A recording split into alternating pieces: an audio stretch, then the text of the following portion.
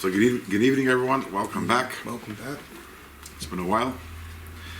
And this is exciting. We're beginning a new siman in Iggeres HaKodesh. We're beginning siman Chaf, which is on page Kuf Chaf Tes, which is on page 256. The bottom.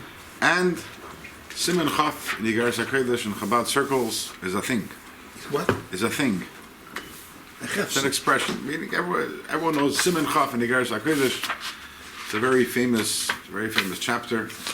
And what makes it so famous, I hope I'm not going to scare you all off right now, is that it is the deepest and most Kabbalistic siman and perik in time, without a doubt. We're talking about very, very, very deep stuff. It's also a long perik. It's going to take us a considerable amount of time to make our way through it. You have to explain the concepts here. I'll try. Yes, it's going to take longer. I'll try to explain the concepts to the best of my ability.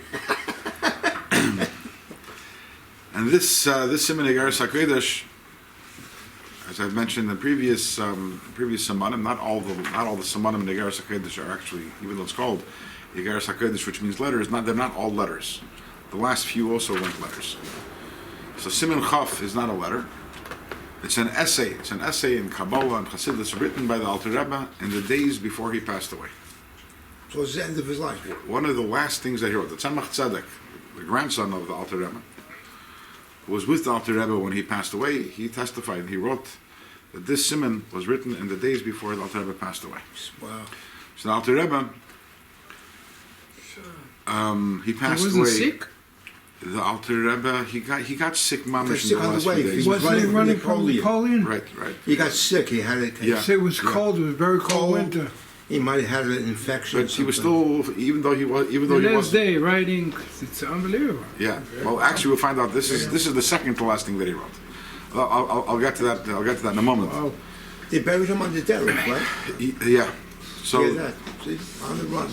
the Alter Rebbe passed away in the year 1812. At that time, that was the war when Napoleon invaded Russia. And as is known, there was a big machlokes amongst the Gedolei Yisrael of the time who should win the war. And many of the Gedolim were hoping that Napoleon would win the war because Napoleon he promised emancipation for the Yidden, and the Alter Rebbe didn't want to hear of it. The Alter Rebbe was firmly on the side of the Tsar. Even though Alter Rebbe had suffered, you have to realize Alter Rebbe was arrested twice. The Alter Rebbe felt that Napoleon was not good for the Yidden. The type and the brand of freedom that Napoleon offered wasn't. It would be assimilation. It would cause assimilation, as we know. Also, without getting The ghetto was too much getting too much into the details, the freedom that Napoleon offered was very different than the freedom which we have in America today. It was a contingent freedom. It was freedom not of religion, but freedom from religion, and the Alter Rebbe was absolutely adamantly opposed to Napoleon, to the extent. Alter Rebbe even had one of his chassidim with him, Rabbi who knew different languages, and he worked as a spy in the employ of the Russian government. He became friendly in Vilna with some of the French higher ups in the military over there, and he passed on information to the Russian government. And it was well known. It was well known that Alter Rebbe was on the side of the Tsar, and as Napoleon approached the city of Liadi, where the Alter Rebbe was, the Alter Rebbe ran away. The Alter Rebbe fled. First of all, the Alter Rebbe was very adamant about not wanting to be under the control of Napoleon. He felt that it was a tumah. He didn't want to. He refused to stay, and also probably physically it would have been dangerous for him to stay, considering the fact that it was well known that he was a big supporter of the Tsar. So the Alter Rebbe fled together with his entire mishpacha. He fled Liadi. This is in Elul of the year Tovkuf Ayin Beis in 1812. If I remember correctly, the Alter Rebbe, they actually fled on Shabbos. If I remember correctly, that's and the Alter Rebbe, the Alter Rebbe was on the road for a few months until he passed away on Chaf Dal Tevis, which is in the dead of the winter, in the middle of the winter, as we know, the brutal Russian winters. Sure. And he fell sick. But in the week before he passed away, the Alter Rebbe was busy writing this letter in Iggeres HaKodesh. And then he passed away on a Matzah Shabbos. But even though he wasn't well, Alter Rebbe Daf in the Ma'ariv, he made, interestingly, that Tzemach Tzedek says that the Alter Rebbe noticed that the Tzemach Tzedek, he was davening Ma'ariv in a mournful tune. I guess the spirits weren't too high. The Alter Rebbe wasn't well. The Alter Rebbe admonished him and says you have to always be b'simcha. Always be b'simcha, because our disposition over here, down here in this world, causes a reciprocal disposition above. When we're happy, then Hashem is happy with us. When our faces are miserable, so that we elicit that kind of response from Hashem. Beautiful. Very important to always be b'simcha. So, and after the Alter Rebbe davened Ma'ariv, he made Havdalah, and after Havdalah he sat down and he wrote his final, a short piece, so a little essay called Nefesh HaShvela, which is not printed in Tanya, but it's printed in other places. And what's interesting is that the common denominator, both in this essay, Siman Chaf and Iggeres HaKodesh, which we're going to learn, and also in Nefesh HaShvela, which is, in other words, everything the Alter Rebbe, that which was preoccupying the Alter Rebbe in the days before his passing, and presumably it's safe to assume that the Alter Rebbe as a tzaddik was aware that his time was his time here in this world was nearing to a close. And what is the theme? What is the theme of Siman Chaf and Iggeres HaKodesh? So something that we've talked about many times in Tanya, which is the most revolutionary idea of Chassidus Chabad. You might want to say the very core of Chassidus Chabad, of the theology, the philosophy of Chassidus Chabad, is the idea of Dira B'Tachtonim. Dira B'Tachtonim is the premise, the idea, the theory that the lower something is, the more potential it has and the greater it is. Something we've talked about many times, even though that sounds strange. I said, if it's lower, how can it be greater? But actually, Dir B'Tachtonim teaches us that the words higher and greater are mutually exclusive. If it's higher, it's not greater. If it's greater, it's not higher. Because the kavana, what does Hashem want? Nis'ava HaKodesh Baruch Hu liyes le'dir b'tachtonim. Hashem wants to have. Hidafka, Hashem desired. The reason why He created everything was He desired to be present in the lowest realm. Hashem has this incredible craving and yearning and desire to be experienced and felt and be at home in the lowest realm. So anytime something is lower, automatically by definition, its potential is greater. And that's where the Ratzon of Hashem is. David HaMelech wrote down, Mima'amakim keraticha Hashem. When I'm all the way down, You can't realize it unless you're down. Okay. Now, the question, so this is something which we've talked about many times, and again, those who are coming to the Tanya Share for a long time, this is not something which is unfamiliar to you, this concept of Dir B'Tachtonim, but the question becomes, why? Why does Hashem have this, you might want to say this, it sounds like a bizarre desire, that if something which is lowly, if it's lower, then Hashem has a greater desire for it. Why does Hashem desire that which is lower more than that which is higher? That's one of the meters of HaKodesh Baruch of humility and novel. And that doesn't answer why. Why is it that you have a higher world, you have the world of Atzilus, and you have the world over here, this world, a lowly world, a world full of klippas, that Hashem's desire is specifically over here in this world. And it's not only this world versus other worlds. Within this world itself, whatever is lower, Hashem has a greater desire for it. So for example, Torah mitzvahs. So for example, Torah mitzvahs. So as we know, Torah is higher because Torah is spiritual. Mitzvahs are physical. So mitzvahs are greater. But why? Why would Hashem like a physical mitzvah more than learning Torah? Why is that more the kavana of Hashem? Why is it that the kavana is always in the lower? What is it? What kind of special quality or qualities does Tachtoinim have, specifically the lower realm have, which is what causes Hashem to have this desire specifically for the Tachtoinim? And that's really what this letter is going to be all about. maybe I'm just thinking what you're saying now. Maybe when you're all the way down, Dira Tachtona, you're all the way down, so you have more potential to daven to Hashem, to save yourself, and to go up. So this is why Hashem wants to come down to give you a hand, to help. Okay, that's one way of looking at it. I'll tell you, going to give us a more Kabbalistic answer. Make a basement apartment. So, but what's fascinating is that in the final days before the Alter Rebbe passes on, and as his neshama is about to ascend to the higher worlds, What's preoccupying the Alter Rebbe? The preciousness of Dafka this world, Olam Hazeh Hagashmi, which is incredible. And by the way, the other letter the Alter Rebbe writes, the other essay which we referenced earlier called Nefesh HaShvela. So there also, the Alter Rebbe talks about the incredible value of doing chesed in this world. And even a chesed, the Alter Rebbe says, a chesed she'enei shel emes, a chesed which isn't necessarily a chesed which isn't necessarily so pure and altruistic, but the advantage of doing, of action, of maisa. So we see that as the Alter Rebbe is about to graduate from this world and go to a higher world, the Alter Rebbe is beginning to fully admire and understand the value dafka of this world. And this connects also. This connects to this. This connects also to this week's parsha. Shkrach Pratis, we're beginning Siman Chaf in Iggeres HaKodesh in beginning Siman Chaf in Iggeres HaKodesh in the week of Shabbos Parshas Achrei. And how does the parsha begin? So Yidaber Hashem Al Moshe, right? Achrei Mois Shnei Bnei Aaron. So that after the passing of the two sons of Aaron. So what caused the two sons of Aaron to pass away? So the pasuk says, "B'karvasam l'fnei Hashem vayimusu." But they came close to Hashem, vayimusu, and that caused them to pass away. So we know that famously the Chaim discusses this and talks about it, and he says, on the simple level, it says that they died when they came close to Hashem. So, but what caused them to die?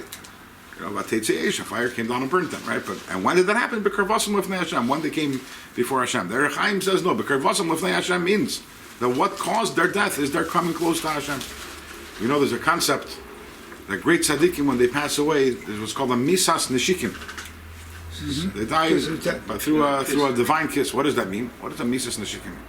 Misas neshikim means that there's a tremendous revelation of Hashem that is revealed to them, and that revelation, when it's revealed to them, it gives them a kiss. It's the most incredible, pleasant, pleasurable feeling that there can be, and that draws the neshama. It's like a kiss that draws the neshama up to Hashem.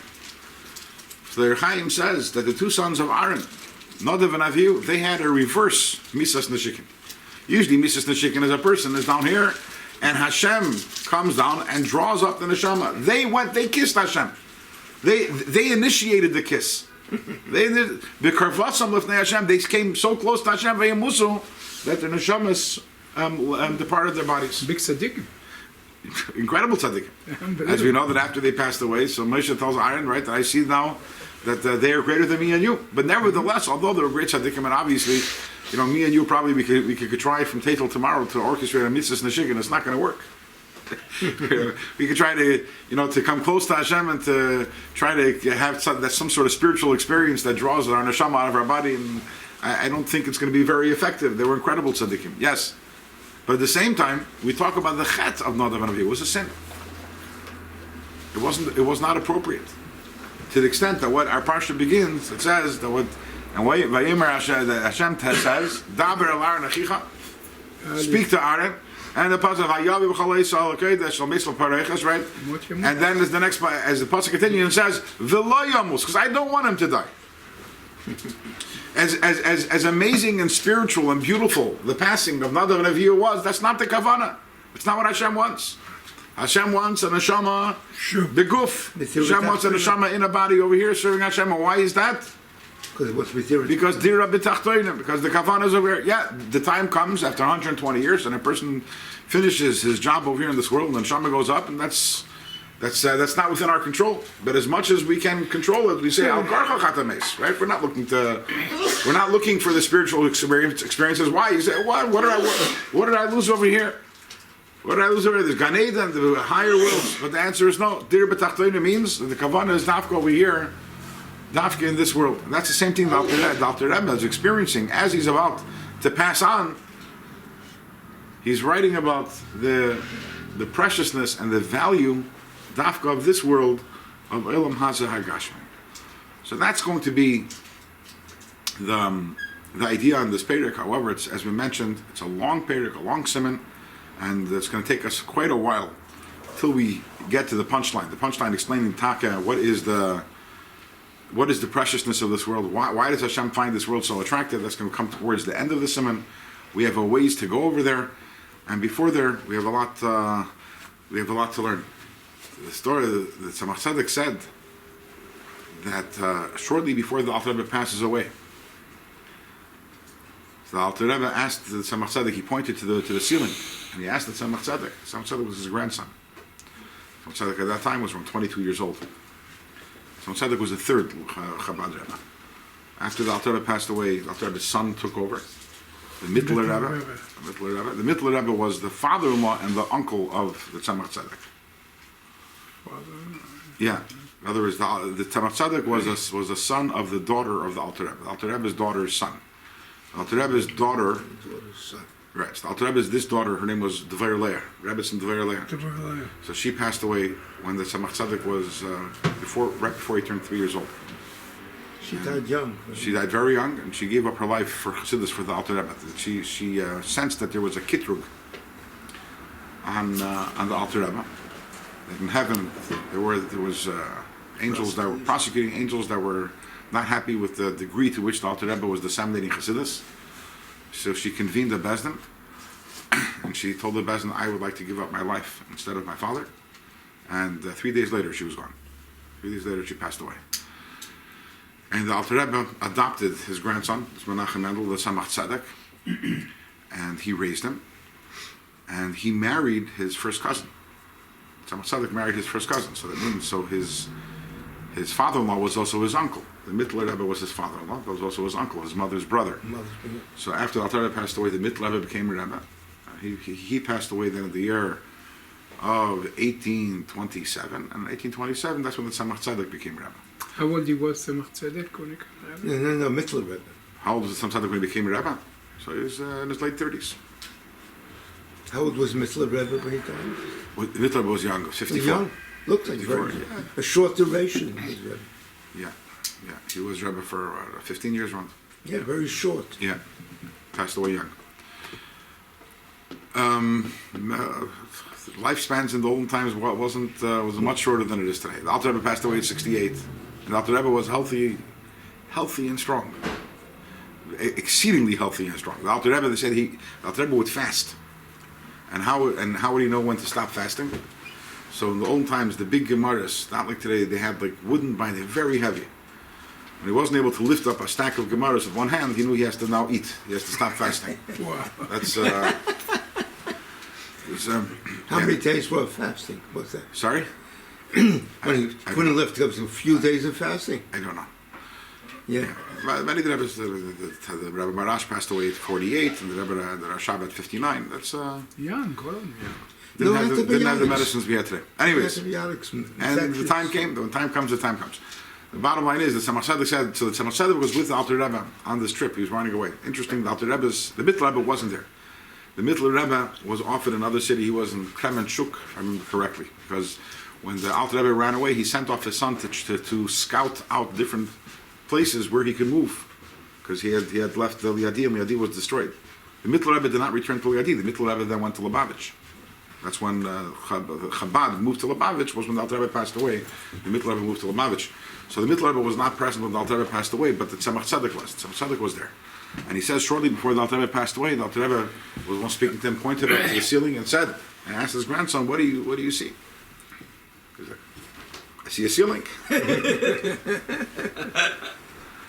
Alter Rebbe says, I don't see a ceiling. I see the Dvar Hashem. I see the words of Hashem that are bringing the ceiling into existence. I don't see the ceiling. I don't see it.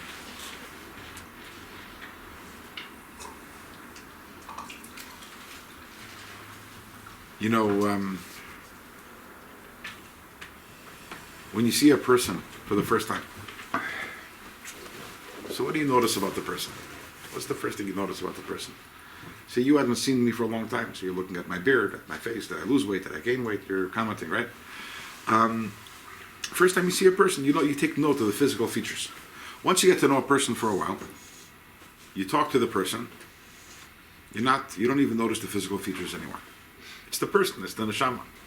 You're not paying attention to the nose, you're not looking at the nose, at the mouth, the ears, right? That's not... The same thing is also, you could look and see the ceiling, which is only the body. Or you can see the neshama. The Alter Rebbe, before he passed away, he arrived at that place where he saw the neshama of the world. That's what he saw. He didn't see the physical anymore. What does that mean he didn't see the eye?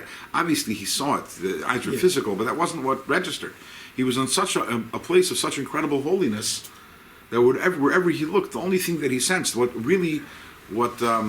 grabbed his attention and what held his attention was the spiritual divine energy which was within it.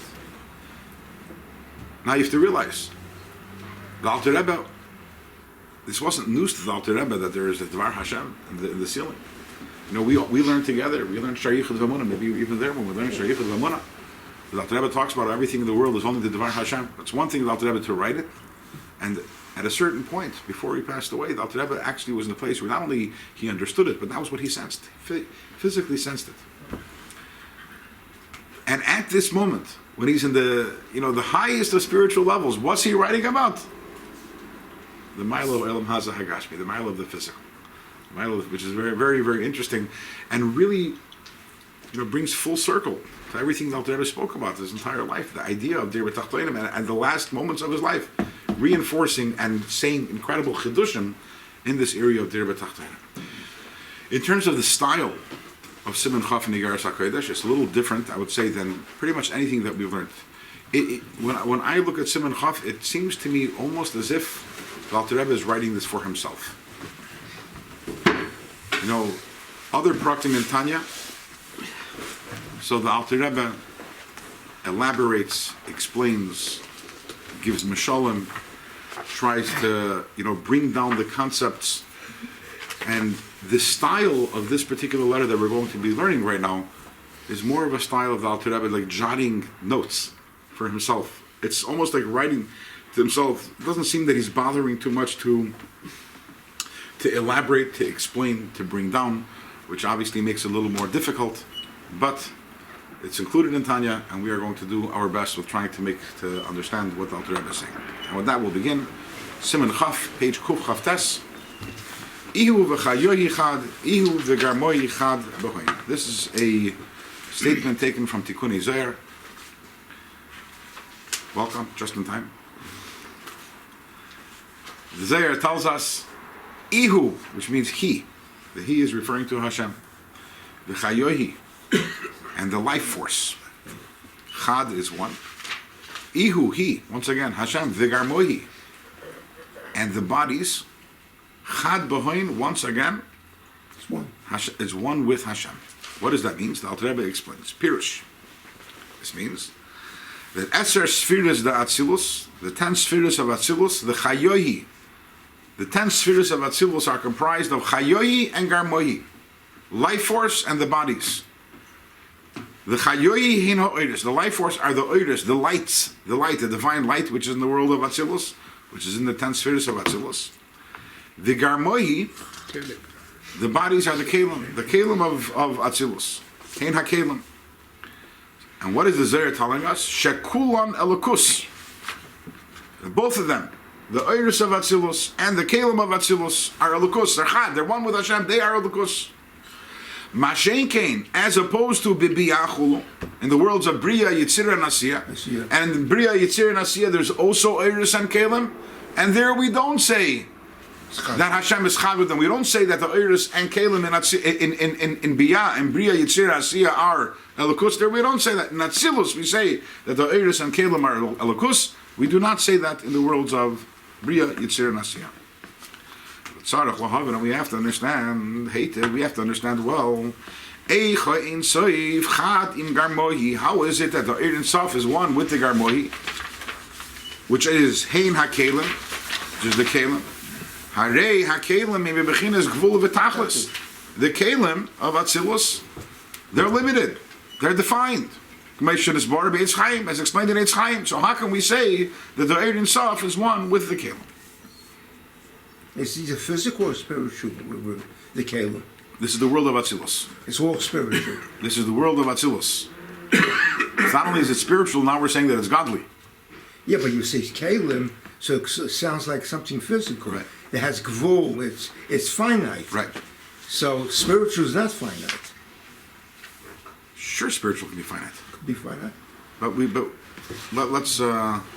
let's work this all out, because we asked the question, and I think we need a lot of background information over here to understand Yeah, I what Alter Rebbe is understand. asking. So let's we're gonna have to back up a bit over here. Sorry, we're gonna have to back up over here, and we're sitting here for quite a few years doing Tanya together already, and I have to apologize to you if I don't remember exactly. When I say something, maybe I said it a year ago, maybe I said it 3 years ago, maybe I never said it, but right now, for the purpose of our conversation, let's begin with the beginning. Always a good place to start, right? And to give a little clarity on what the Alter Rebbe is asking over here.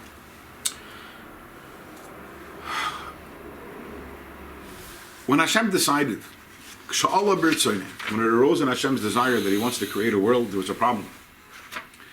The problem was, there was no place for a world. Because the Eir Ein Sof was everywhere. The Eir Ein Sof took up all the space. So there was no place for the world. Now, obviously, we're not talking physically, we're talking spiritually, but by way of example, so let's say you decided you don't like your house anymore, okay? You're getting sick and tired of your house. In fact, planet Earth, you're not so crazy anymore about planet Earth. You want to move, so you decide you're going to move, and you're going to build yourself a house in the sun, and you're going to move into the sun.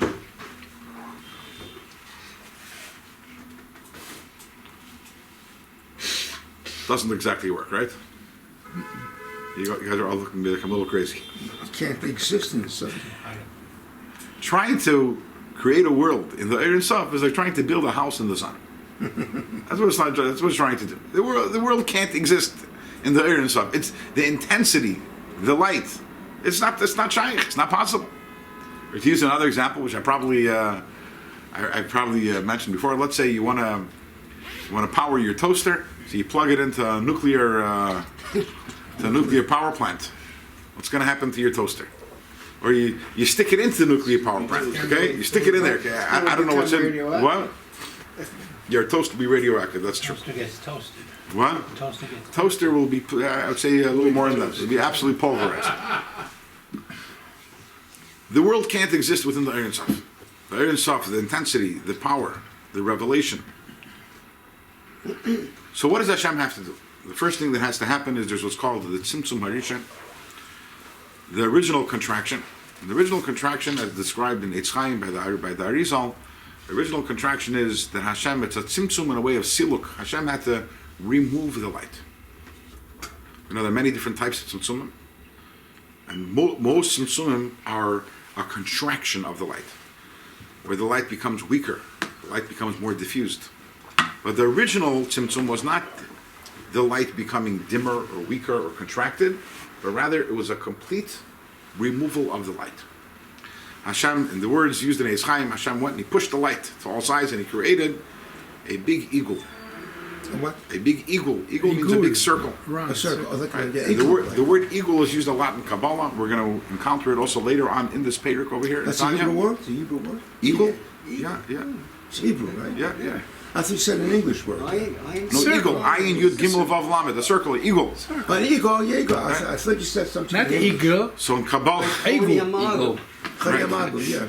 So I didn't catch Kabbalah talks about the eagle Hagadol. Okay, there's this huge circle. Circle. Which is now empty. It's empty, devoid of the Eir Ein Sof. Now, obviously, when we're imagining this, because we're physical people, we're imagining this in physical terms. You have to realize that we're not talking about space. Everything is conceptual over here. But at the same time, conceptually, a space devoid of the Eir Ein Sof was created. So you have, and whenever, by the way, again, this is a word we're going to bump into later, eagle always represents the encompassing light, the Eir Ein Sof, which is around the world. When I say around the world, again, conceptually around the world. We're not talking physically, spatially, but conceptually, which transcends the world.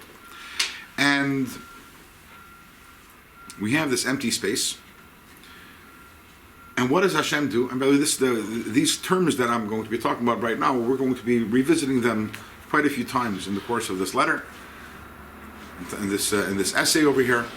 There is, Hashem draws into this empty space which is called a cholol or makam panui, a void, an empty space. he draws a kav. What's A it? kav means a line. In general, when I say a word, if you wait like 2 seconds, I translate it usually. He draws a kav, which is a line of light, and this line of light or energy is going to be the source of all of creation. It's not as intense. It's a light which is already, it's just contracted. It's getting smaller and smaller and smaller. Actually, the kav begins very wide on the top, and it keeps on getting smaller and smaller. This line of light, so every single world gets more light, and as you go lower, less light and less light and less light. And this is, and that is the energy with which worlds are created. In other places in Chassidus or in Tanya, you might have bumped into the words Memala Kalam, and that is the energy of Memala Kalam, and that is the light which enters the worlds.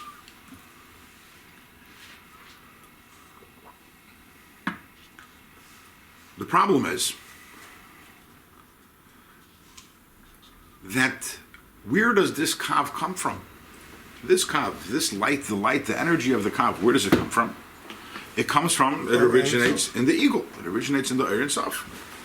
Now the Ein Sof is what we call Pashut. That's also a word that we've encountered many times. It's definitionless, it's infinite. You know, we bumped into the word Pashut in the past. Pashut means it's not defined in any which way. The Ein Sof, you can't say Chachma, Bina, Das, all of these are classifications, delineations, limitations. The Ein Sof is infinite. And therefore, even as the light becomes dimmer and dimmer, at the end of the day, it's still just light that comes from its source, and therefore this light is also, by definition, Pashut. This light is, by definition,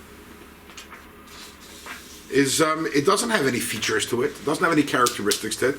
It's simple energy. It's compressed energy. But it's simple. It's simple meaning it has no features. Just like Hashem has no features, Hashem is Echad. The Ein Sof is Echad. It defies any description, defies any classification. The problem is that we live in a world which is filled with definitions. Everything is defined. And the question comes, where do all these definitions come from? How do you get from the Oyer, which is simple, which is Pashut, how do you get definitions? Whenever you have one thing creating another thing, the creator has to have within it what's being created. You can't create something which you don't have within you. How can the Oyer create a world which is filled with defined entities if it itself defies any definition? It doesn't have any definition itself. So for example, if you're an artist, you can make a painting. And then the question was, do you have that painting inside you? The answer is, well, conceptually, the idea definitely was inside you. You cannot paint it without the idea. But the actual wood of the frame and the canvas but that's because you're not really creating it. The only thing you're creating is the image, and the image taka you have inside you. The other stuff you're not creating. You didn't create the canvas. You didn't create it. Can you give birth to a painting? No. Can a human being give birth to a painting? Why not? A human being can only give birth to another human being. Because you can only create something which you have within you. You can't create something you don't have within you. So how is it that the world is created from this Oyer? How does the Oyer, which is Pashut and definitionless... Yeah, but you said it was a kav and it got smaller and narrower. So then, as it gets narrower and narrower, it has definition. No, it's still Oyer. Where does definition... But you're saying that it was infinite. As it gets narrower and narrower, where do the definitions come from? If it's source, There's space. You have less space. You're missing. You have more space. Ruben, you're missing the point. My point that I'm saying all the time is nothing. You can't have one thing coming from another thing unless it exists in the original thing. If definitions don't exist in the Ein Sof, the light that comes from it, no matter how far down the light's going to go, it's still going to have only the same properties as its source. New properties. Where do these new properties come from? And the answer to that, how does that happen? And that's where the Kalim come into play. It's Sfiris, no? So the Sfiris are comprised of Iris and Kalim. What are Kalim? the official word that's used to talk about kelim is vessels. I don't like using that word. I don't have a better word. I don't like to use the word because it's a Kabbalistic word. It doesn't really. You mean emanations? Well, no. No? What does that mean? So, for example, let's go back to our analogy that we gave before about electricity, right? So you have power that comes from the power grid, the power station. Now, the power, would you say, when you plug your, back to the toaster, you plug the toaster into the wall, so now, take a look. Toaster power is in there. But if I plug in my washing machine into the socket, then we get washing machine power. Answer is no. It's all the same power. It's the same electricity. And for the purposes of our conversation, the electricity is pashut. Electricity doesn't have there's no definition. But then there's a keli. What is the keli? The keli is the toaster. The keli is the washing machine. What the keli does, a keli takes energy and provides it with a form. When the power enters the toaster, now it's toaster power. When the power enters the washing machine, now it's washing machine power. That's what a keli does. A keli takes something that doesn't have a form and gives it a form. Mashal is brought down in Chassidus. Chassidus doesn't use the mashal of electricity, but the mashal is brought down in Chassidus is if you have light and you put different colored window panes in front of it, glass in front of it. So now you have the same candle. You put a green piece of glass in front of it.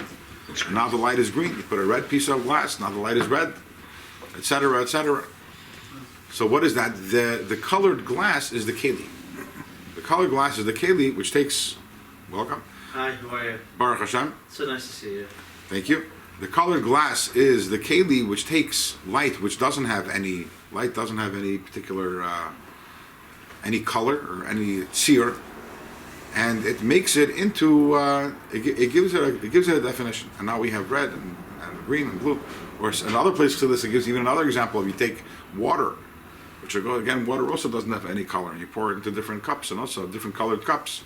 So you're looking at it. This water looks green, and this water looks red, and this water looks yellow. But what is the water really? The water doesn't have any color to it.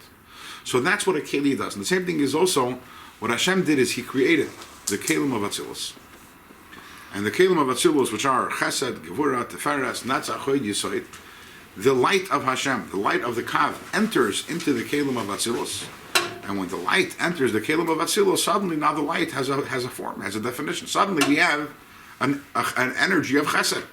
The energy of Hashem is not an energy of Chesed. The energy of Hashem is simple, it's pashut.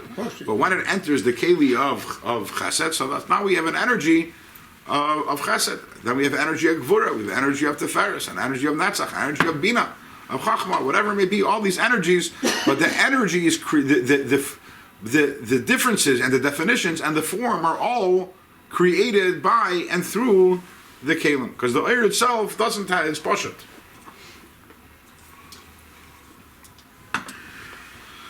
So what are we saying over here? We're saying, and now we have a world. Now we have a world because the kelim of Atzilus create. Now we have 10 distinct forms of divine energy. Chachma, Bina, Das, Chesed, Gvura, Tiferes, Netzach, Hod, Yisoid, Malchus. These 10 forms of energy constitute the physical definitions of everything. Everything in the world is created through these 10 energies and the various combinations of them. We know about combinations of energies. We're in the sphere of Soemer. We have, Chesed, Sheba, Chesed, and Gvura, Sheba, Chesed. So we see, it's not only you have Chesed, Gvura, Tiferes. Within Chesed, you have also Chesed, Sheba, Chesed, Gvura, Sheba, Chesed. So, and by the way, it goes, you have Tiferes, Sheba, Gevurah, Sheba, Hod. Also, it goes down to all these.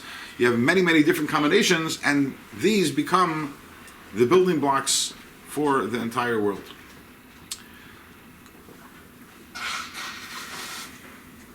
It's to use an example, which I'm sure we've given before, is like you have the 7 musical notes.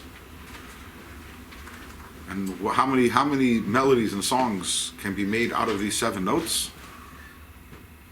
Almost infinite. An infinite amount. Infinite amount. Different combinations. And the same thing is also you have the 3 primary colors. So you can see the most complex, exquisite painting. But really what it boils down to is 3 colors. But depending on how you mix them. The same thing is also you have the 10 spheres. And these 10 definitions and the various combinations, the infinite amount of combinations that come from them, that is the source of everything that you have in this world. So the Zohar tells us, and this is what we began the perek with, the Zohar tells us that that Hashem is one with the Iggeres Sof, is absolutely united with and one with the Iggeres of Atzilus. So the Iggeres of Atzilus is Elokus.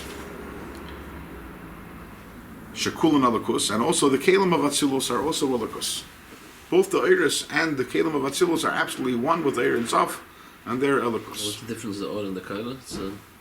Yeah, but how could it be here, one? And one here, has no definition. I'll get to you in a And second. these have definitions. So And then who created it? So Going back to the example that we gave earlier, imagine I'm going to tell you, okay, there is a big power plant out there which is filled with electricity. And now I am going to plug my toaster into the wall. And now there's electricity that's coursing through my toaster. And I'm going to tell you the electricity in my toaster is the same. It's electricity just like the electricity in the power station. Does that make sense? yeah, it is. Yes. It does. Yeah. But what if I'm going to tell you that my toaster is electricity like the electricity in the power station? Does that statement make sense? No. That makes The, no the sense. voltage is different, the resistance is different. No. Okay.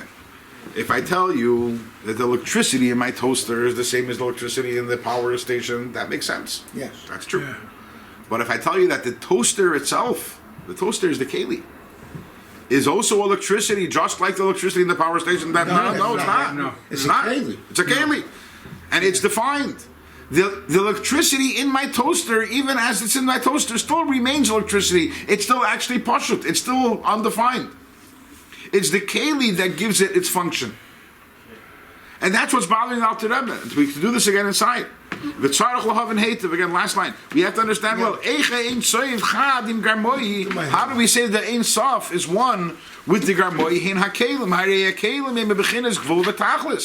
The Kalim are limited. Commissioner Barbe is Chaim is explaining in Chaim. You want to tell me that the Chayohi, the Iggeres of Atzilus are Elokus? Yeah, of course. Yeah. What is the Iggeres of Atzilus? The Iggeres, the energy in Atzilus, is the light of the Kav, and the light of the Kav, to use a term which we're going to have later on in this page, Oyer is Me'ein HaMo'er. Light is always of the same substance as the Mo'er, as the light source. So the Iggeres of Atzilus, yes, they're Elokus. That's what they are. But the Kalim of Atzilus are Elokus also. The Kalim are Gvul. They're defined. They're limited. How can you say they're one with Ein Sof? But they were created by Elokus. Who created the Kalim? Look, so you're The saying spheres. so you're saying everything is Elokus. But the problem is, if you look what Alter Rebbe wrote in the parentheses beforehand, he says Mashen kein bibiyah in Bria Yisir Asiyah. We say that we don't say that Hashem is one with them, even though Hashem created them also. Sure. So we see there's So what do you mean by one then? What do you mean by unity? Right. So we see that we don't say that everything is Elokus. Even though you're saying, but Hashem created everything, we're going to deal with that a little later. But at the end of the day, we say that's not we don't say, it doesn't say everything is Chad with Hashem. It doesn't say that. It's talking specifically in the world of Atzilus. As opposed to Biyah where it's not Chad. We don't say Chad. So we're examining that, the question becomes, Meila the Iggeres. I understand that you're going to tell me the Iggeres of Atzilus are one with Hashem. Okay. Perfect sense. But Garmoyi, the Kalim. How can we say the Kalim are Elokus? How can we say the Kalim are Ein Sof?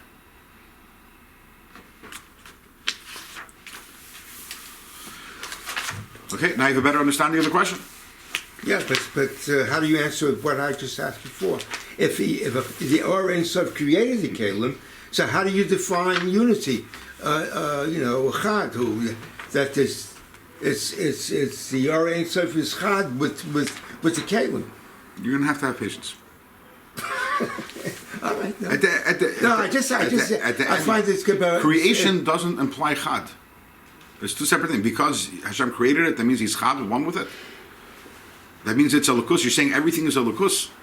Yeah, because we mentioned way before that HaKodesh Baruch is constantly creating every piece of matter. That's correct. He's putting energy. It's a constant. Absolutely. Without the Ratzon Hashem, there is so vavov. There's nothing left. So why it's not correct? Why not? So if you decide, someone decides to bow down to this table over here, what's the halacha of that person? Chayiv Misa. Chayiv Misa. Skila. But it's a lukus. You got me there. So obviously, he's bowing down because his kavanah is he feels that the table is an emissary of a HaKodesh Baruch, and he's praying to the emissary and not to Elohim. the bottom line is, it's not so simple what you're saying, and we'll have a deeper understanding of this later on in the seminar, and not so much later. At the end, further on in this page that we're learning, which is not going to be today, you'll have a much clearer understanding of the issue. The bottom line is that we have here now the Iggeres and the Kalim of Atzilus, and Alter Rebbe is saying that the Iggeres of Atzilus are lukus makes sense, but saying that the Kalim of Atzilus are lukus doesn't make sense. And again, if we're saying everything's a lukus, if you're coming from that perspective that everything's a lukus is einzach, but that's not. We're not saying everything's a lukus. No, biyah. The Alter Rebbe says beferish. Take a look. Mash ein kein biyah. And biyah, it's not the way in B'riyat says here, right? So then why the Kalim of Atzilus here? Amnam, 2 lines from the top, page 258. Amnam, however, Kavanahi, Leimar, what is the intention? What is the Zohar intending to say? Shehein elakus, that the Kalim of Atzilus are elakus, livra yashmi ayin, to create yashmi ayin. K'moy ha'ein saf, just like the ein saf has the ability to create yashmi ayin, as opposed to. Let's leave the next words alone for a second. As will become clear as we proceed through this perek, there is everything we know comes from somewhere. There's only one thing that doesn't come from somewhere. And that's Hashem. As the words of the Rambam, Hashem is mitziyusai me'atzmusai. And Hashem is a necessary being. It's not. Doesn't come from anywhere. Everything else other than Hashem has a source. Yeah. Even the Eir and Saf, what do we say? The Eir and Saf, we don't call it the Eir which doesn't have a beginning. We say the Eir Ein Saf, the light that doesn't have an end. It has a beginning because everything has a beginning. Only thing that doesn't have a beginning is Hashem Himself. The Etzam of Hashem. The ability to create Yesh Mi'ayin. Oh, sorry, I just jumped. There are two ways in which one thing can emerge from another. One way is called yesh mi'ayin, and the other way is ilah v'ol. Ilah v'ol means cause and effect. What is an example of cause and effect? So in Chassidus, probably the two most popular examples for cause and effect is you have seichel and midas. Seichel, when I understand something. So if I understand positive, wonderful things about someone, then what's going to result of that? I'm going to have midas, my emotions. I'll have emotions of adoration and love, respect, etc. If, on the opposite side, if I understand my mind, my seichel tells me bad things about another person, and what kind of midas am I going to have? The negative midas. I'll have fear, hate. So, seichel and midas are ilah v'ol. Ilah is the cause, the ol is the effect. Ilah v'ol means that the midas are an outgrowth of, an extension of the seichel. Another example brought down in many places is machshava and dibur. When you speak, where did your words come from? Machshava. We think before we speak, usually. We try to. So the ilah, the cause is the machshava, the thoughts, and the ol, the effect, is the dibur. In Ilav Alul, can you say there's really something new over here? You can't say really there's something new over here. It's yesh mi yesh. It's an extension. It's an Yeah. outgrowth. It's an outgrowth. There isn't really something new over here. And it's a sequential outgrowth. And that's why, if I hear you speaking, I can know what's going on in your thoughts. Because the Olul reveals the Ilah. If I see that you have a certain emotion, I know what's going on in your Seichel. Because one is a revelation of the other, and one is an outgrowth of the other. That's one form. And really in this world, everything that in this world is Ilah Olul. Anything that exists is an outcome and an outgrowth of something else. Both in the spiritual realm and in the physical realm. Everything that we have here in this world is Ilah Olul. The idea of Yesh Mi'ayin, the idea of Bria, creation, where something appears from nothing, and there is no connection between the creator and the creation. It's the opposite of a sequential outgrowth. It is what we call in English a quantum leap. There's a quantum leap, and therefore, when you look at the creation, you know nothing about the creator. In Ilav Olul, when you look at the effect, you understand the cause. You know, if I'm a good enough therapist, I can study you for 3 days and write your biography, tell you everything that happened in the last 50 years in your life, because everything is cause and effect. Yesh Mi'ayin is where there's this complete disconnect, where one thing emerges from the other, but there is no connection between the two. That's Yesh Mi'ayin. The ability to create Yesh Mi'ayin, that something emerges from nowhere, really emerges from nowhere, is only in the hands of HaKodesh Baruch Hu, the Eir Insaf. So the Rebbe says, when we are saying that the Kelim of Atzilus are Elokus, we mean something very specific. And let's read this inside one more time. Amnam HaKavani Hilemer. When we say that the Kelim of Atzilus are Elokus, our intention is to say Shehein Elokus Livra Yesh Mi'ayin, that the Kelim of Atzilus have the ability to create Yesh Mi'ayin, K'moy Ha'ein Sof, just like the Eir Sof has the ability to create Yesh Mi'ayin, the Kelim of Atzilus also create Yesh Mi'ayin. Because, and obviously as we move on we'll have a deeper understanding of this concept, but the Eir Sof unites totally with the Kelim of Atzilus to the point that the Kelim of Atzilus are able to create Yesh Mi'ayin. Not by the way of cause and effect, which is what we call hishtalshalus. The word hishtalshalus means like a chain. A chain is one link connects to another. In Yesh Mi'ayin there is no connecting link. Yesh Mi'ayin is not hishtalshalus. So the Kelim of Atzilus create in a way of Yesh Mi'ayin, not in a way of hishtalshalus.